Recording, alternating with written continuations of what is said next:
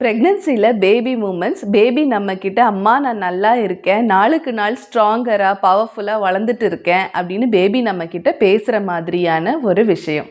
Baby moments எப்பத்துலேருந்து தெரிய ஆரம்பிக்கும், baby மூமெண்ட்ஸை எப்படி கவுண்ட் பண்ணணும் அப்படிங்கிறது இந்த வீடியோவில் பார்க்கலாம்.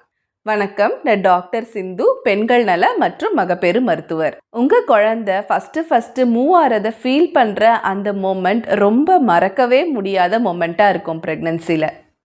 பேபியோட மூமெண்ட் ஃபஸ்ட்டு உங்களுக்கு எப்போ தெரியும் அப்படின்னா, உங்களுக்கு இது ஃபர்ஸ்ட் ப்ரெக்னன்சி அப்படின்னா உங்களுக்கு 20 வீக்ஸ், அதாவது 5th மந்த் ஆஃப் ப்ரெக்னன்சியில் தான் பேபியோட மூமெண்ட்ஸ் உங்களுக்கு தெரியும். இதுவே உங்களுக்கு செகண்ட் ஆர் தேர்ட் ப்ரெக்னன்சி அப்படின்னா பேபியோட மூமெண்ட்ஸ் ஏற்கனவே நீங்கள் அனுபவப்பட்டிருப்பீங்க. அதுவும் இல்லாமல் உங்கள் யூட்ரஸோட மசில், உங்கள் வயிற்று பகுதியில் இருக்கிற மசில் கொஞ்சம் லூஸாக இருக்கிறதுனால பேபியோட மூமெண்ட் உங்களுக்கு 4th மந்த்லேருந்தே தெரிய ஆரம்பிச்சிடும். ஃபர்ஸ்ட்டு உங்களுக்கு பேபி மூமெண்ட்ஸ் தெரிய ஆரம்பிக்கும் போது உங்களோட யூட்ரஸோட சைஸு உங்கள் தொப்புள் அளவுக்கு தான் இருக்கும். ஸோ தொப்புளுக்கு கீழே உங்களுக்கு பாப்கார்ன் பாப் ஆகிற மாதிரியோ, இல்லை சின்ன சின்ன இப்படி தட்டுற மாதிரியோ, இல்லை வயிற்றுக்குள்ளேருந்து யாரோ வருடுற மாதிரியோ, இல்லை உருள்ற மாதிரியோ உங்களுக்கு ஃபீல் ஆகலாம். 5 months 6 monthsலாம் பேபி ரொம்ப சின்னதாக இருப்பாங்க. பேபி ரொம்ப சின்னதாக இருக்கிறதுனால பேபியோட மூமெண்ட்ஸ் 5th month 6th monthல அதிக அளவுக்கு தெரியாது. 7th monthக்கு மேலே பேபியோட வெயிட்டு 1 kg வந்துடுவாங்க.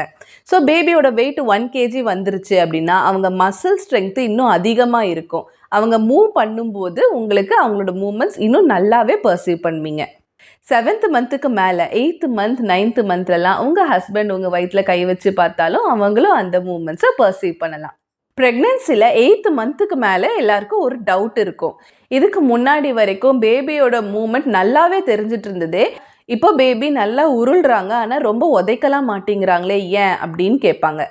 8 months வரைக்கும் பேபியோட சைஸு ஓரளவுக்கு சின்னதாக இருக்கிறதுனால பேபி உருள்றதுக்கு நிறைய ஸ்பேஸ் இருக்கும். ஸோ பேபி உதைக்கிறதுக்கு, ஜம்ப் பண்ணுறதுக்கு நிறைய ஸ்பேஸ் இருக்கிறதுனால இந்த எல்லா மூமெண்ட்ஸையும் நம்மளால் பர்சீவ் பண்ண முடியும். 8 monthsக்கு அப்புறம் ஆம்னியோட்டிக் ஃப்ளூயிட், அதாவது பனிக்குடத்தில் இருக்க தண்ணியோட அளவு கொஞ்சம் கொஞ்சமாக பீக்லேருந்து குறைய ஆரம்பிக்கும்.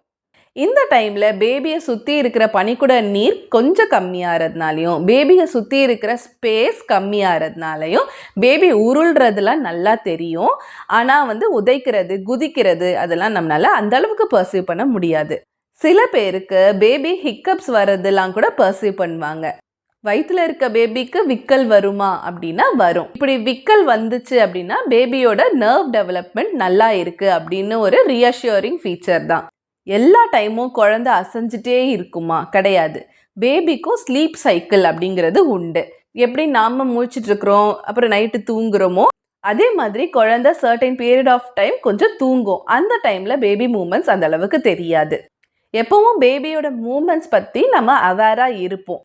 எல்லா அம்மாக்களுக்கும் அவங்க பேபி நல்லா மூவ் ஆகுறாங்களா அப்படிங்கிறது தெரியும். நார்மலாக தெரிகிற மூமெண்ட்ஸை விட கம்மியாக தெரிஞ்சது அப்படின்னா நீங்கள் எத்தனை தடவை மூவ் ஆகுது அப்படிங்கிறத கவுண்ட் பண்ண ட்ரை பண்ணுங்கள்.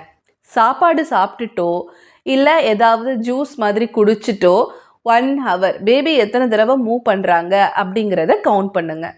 இப்படி கவுண்ட் பண்ணுறதுக்கு ஆப் இருக்குது. இல்லை அப்படின்னா ஒரு நூல் எடுத்தோ இல்லை ஒரு துப்பட்டா எடுத்தோ அதில் ஒவ்வொரு முடிச்சா போட்டுட்டு வரலாம். பேபி ஒரு தடவை துடிச்சாங்க, பேபி மூமெண்ட் ஒரு தடவை தெரியுது அப்படின்னா ஒரு முடிச்சு போடலாம். நெக்ஸ்ட் டைம் பேபி மூவ் ஆகும்போது இன்னொரு முடிச்சு போடலாம். ஸோ 1 hourல பேபி எத்தனை தடவை மூவ் பண்ணுறாங்க அப்படிங்கிறது அத்தனை முடிச்சா உங்களுக்கு விழுந்திருக்கும். 1 hourல 5 மூமெண்ட்ஸ் தெரியணும். பேபி மூமெண்ட்ஸை இந்த ஒரு மெத்தடில் செக் பண்ணலாம். இன்னொரு மெத்தட் இருக்குது. பேபி 10 times மூவ் ஆகிறதுக்கு எவ்வளோ நேரம் எடுத்துக்கிறாங்க அப்படிங்கிறது. ஸோ நீங்கள் சாப்பிட்டுட்டோ ஜூஸ் குடிச்சிட்டோ டைம் பார்த்துக்கோங்க. டைம் பார்த்துட்டு பேபி மூவ் ஆகும் போதெல்லாம் நீங்கள் கணக்கு வச்சுக்கோங்க. இல்லைன்னா முடிச்சு போட்டுக்கோங்க. இல்லைன்னா ஒரு பேப்பரில் 1 2 3 அப்படின்னு எழுதிக்கோங்க. 10 மூமெண்ட்ஸ் தெரிகிறதுக்கு எவ்வளவு டைம் எடுத்துக்கிறாங்க அப்படிங்கிறத நோட் பண்ணுங்கள். ஜென்ரலாக 2 மணி நேரத்துக்குள்ளே 10 முறை குழந்தையோட மூமெண்ட்ஸ் தெரியும். பேபியோட மூமெண்ட்ஸ் நீங்கள் மைண்ட்ஃபுல்லாக கவுண்ட் பண்ணுறீங்க அப்படின்னா வேற ஏதோ டிஸ்ட்ராக்ஷன் இல்லாத ஒரு ரூமில் இருந்துக்கோங்க. பேபியோட மூமெண்ட்ஸில் மட்டும் கான்சென்ட்ரேட் பண்ணுங்க. இப்படி பேபி மூமெண்ட்ஸ் நீங்கள் கவுண்ட் பண்ணுறதுனால பேபி நல்லா இருக்காங்களா அப்படிங்கிறத நீங்கள் தெரிஞ்சுக்கலாம். உங்களுக்கும் பேபிக்கும் நடுவில் பாண்டிங் இன்னும் ஸ்ட்ராங் ஆகும். உங்களுக்கு GDM அப்படின்னு சொல்கிற கர்ப்ப காலத்தில் ஏற்படுற சுகர் இருக்குது அப்படின்னாலோ, பனிக்குட நீரோட அளவு கம்மியாவோ அதிகமாகவோ இருக்குது அப்படின்னாலோ, பேபியோட வெயிட் வளர்ச்சி கம்மியா இருக்கு அப்படின்னாலோ, பேபியோட கிக் கவுண்ட், பேபியோட மூமெண்ட்டோட கவுண்ட் நீங்க அவசியமா நோட் பண்ணணும். பேபி மூமெண்ட் ரொம்பவே கம்மியா தெரியுது, இல்ல வயிறு வலி ஆரம்பிச்சிருச்சு, ப்ளீடிங் வர மாதிரி இருக்கு அப்படின்னா நீங்க டிலே பண்ணாம உடனே உங்க டாக்டரை போய் பாருங்க. இந்த வீடியோ உங்களுக்கு யூஸ்ஃபுல்லாக இருந்திருக்கும் அப்படின்னு நம்புகிறேன். மேலும் இதே மாதிரியான யூஸ்ஃபுல்லான வீடியோஸ்க்கு நம்ம சேனலை சப்ஸ்கிரைப் பண்ணிக்கோங்க. நன்றி, வணக்கம்.